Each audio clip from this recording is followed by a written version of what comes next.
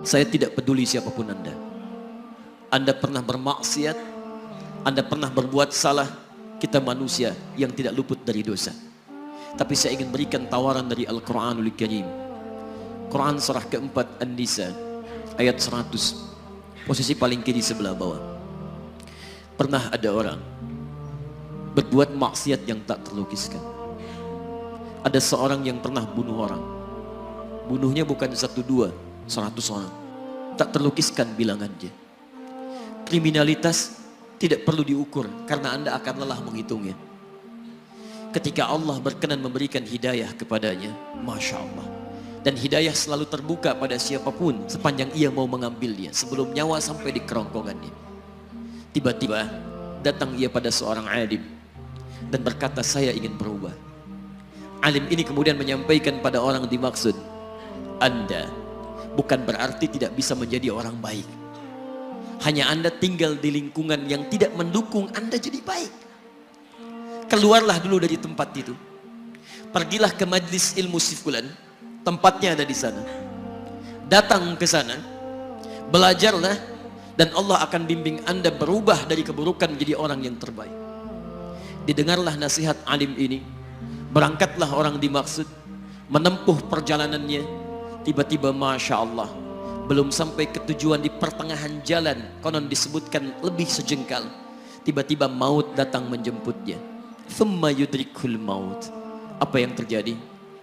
Langkahnya dihitung sebagai ibadah. Dalam terapnya dia beristighfar, tobat kepada Allah subhanahu wa ta'ala. Taubatnya menghadirkan cinta Allah subhanahu wa ta'ala. Quran surah kedua ayat 222 di ujung ayatnya. Innallaha yuhibbut tawwabin. Allah mencintai orang-orang taubat. Dan cinta Allah menghadirkan ampunan bagi seluruh dosanya. Quran surah ketiga Ali Imran ayat 31, paling kiri sebelah atas. Qul in kuntum tuhibbunallaha fattabi'uni yuhibbukumullah. Allah cintai orang yang mau taat pada Rasulnya. Lihat, ketika Allah mencintai seorang hamba, wa yaghfir lakum dzunubakum, Allah ampuni seluruh dosa-dosanya. Derap langkahnya menghadirkan istighfar, taubatnya menghadirkan cinta Allah menghadirkan seluruh ampunan bagi dosa-dosa yang ia miliki. Maka apa yang terjadi? Di tengah perjalanan maut menjemputnya, thumma yudrikhul maut faqad waqa'a ajruhu 'ala Allah. Dan pahala diberikan kepada orang tadi. Di jalan, maaf, maut datang, taubat diterima, dosa diampuni, dan amalan didapati dengan derap langkahnya. Maka apa yang terjadi? Thumma yudrikhul maut faqad waqa'a ajruhu 'ala Allah. Pahalanya dituliskan oleh Allah, dakhalal jannah, kata Nabi, masuk surga orang ini. Anda bisa bayangkan, pernah bunuh orang 100 orang, mabuk tak terlukiskan, kriminalitas tak perlu dihitung. Ketika dia mau bertobat, datang ke majlis ilmu, Masya Allah, meninggal di tengah jalan, kata Nabi, dakhalal jannah. Bertobat diampuni dosanya, derap langkahnya ada pahalanya, dakhalal jannah. Turun ayat untuk melukiskan tawaran yang sama kepada kita. Wa may yuhajir fi sabilillahi yajid fil ardi muraghaman katsira was'a.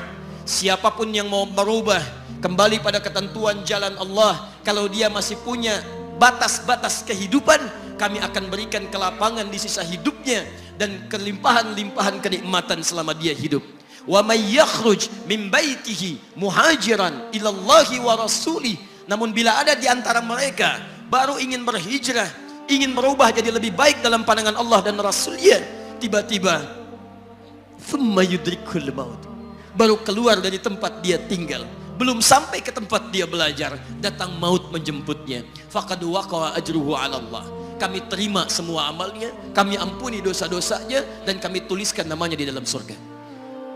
Bila 100 orang saja yang pernah dibunuh oleh orang ini, pernah bunuh 100 orang, mabuk tak terlukiskan, kriminalitas tak terhitung, mau berangkat ke majlis ilmu, tak sampai ke majlisnya, meninggal dia, bisa masuk surga. Masa Anda yang tidak pernah bunuh orang? Ada yang pernah bunuh orang di sini? Boleh angkat tangan? Ada polisi di sini, langsung saya sampaikan insyaallah. Anda gak pernah bunuh orang, Anda tidak pernah mabuk, Anda tidak pernah berbuat kriminalitas seperti orang dulu. Salah, wajar, tapi pintu tobat terbuka untuk kita semua. Masya Allah, bedanya dengan orang tadi belum sampai ke majlis ilmu, Anda sudah hadir di dalamnya, langsung di rumah Allah, diberikan tempat yang terbaik, dan kita akan belajar. Kalau dengan semua ini belum mempermudah Anda ke surga, dengan cara apa lagi Allah mesti mengantarkan Anda ke surga? Kalau dengan duduknya Anda di sini belum mau juga bertobat, dengan cara apa lagi Allah harus membimbing Anda bertobat? Kalau dengan seperti ini belum juga Anda taat kepada Rasul, dengan cara apa lagi Allah mesti meyakinkan Anda untuk taat kepada Rasulullah SAW? Karena itu teman-teman sekalian, mari kita pelajari ilmunya, dan dengan ilmu itu akan membimbing kita insya Allah kembali kepada Allah sampai mengajak keluarga kita ke surga insya Allah.